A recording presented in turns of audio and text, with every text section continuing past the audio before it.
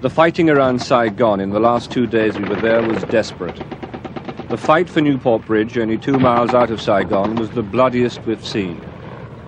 Early Monday morning, a Viet Cong sapper unit, probably no more than 20 or 30 men and women, attacked and set fire to an American USAID installation, closing the bridge and Highway 1.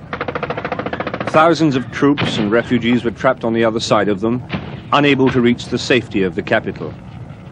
Again and again, this company of South Vietnamese troops worked their way down the far side of the bridge, and again they were mortared, taking many casualties, leaving many dead. The troops are now moving down on the other side of Newport Bridge. There's AK fire coming in from the factory.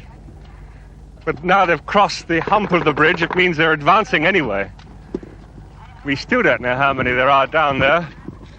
We thought about 12 earlier today. An armoured car's going up on the left.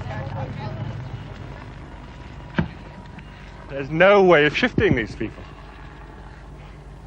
There must be, 500 or 600 troops on this bridge, fighting probably a dozen or so, maybe 20 at the most, communists, and yet there they are. They've been there all today.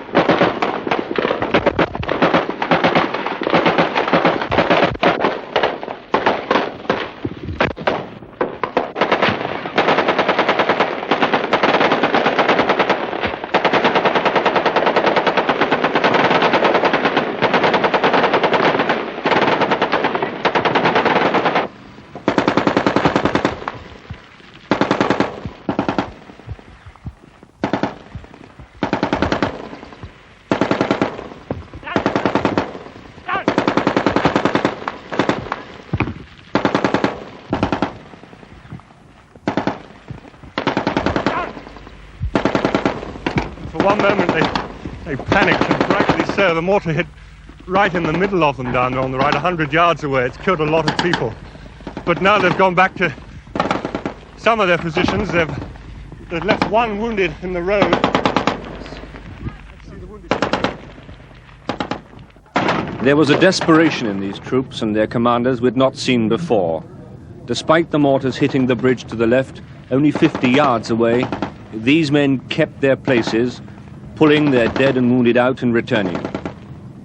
The wind turned and smoke from the burning installation began blowing back into their faces, confusing their movements and giving the Viet Cong ahead cover enough to move their positions. Then through the smoke, we could just see a Viet Cong running left to right, just for a second or so, and then falling as he was hit by machine gun fire.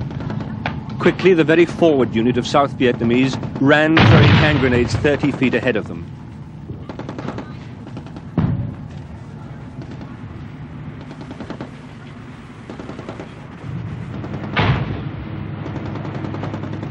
The smoke turned on us again, and out of it, in the briefest lull in the crossfire, soldiers came running out carrying children. Children who had been trapped by the side of the road, right in the middle of all that we'd seen. They'd been hit by flying shrapnel from the mortars.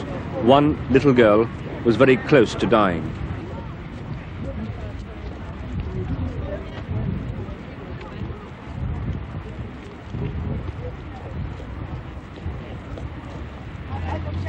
And also out on a stretcher came a young woman, also badly wounded. She was dressed in a black uniform, and there was a rifle on the stretcher with her. She was a Viet Cong.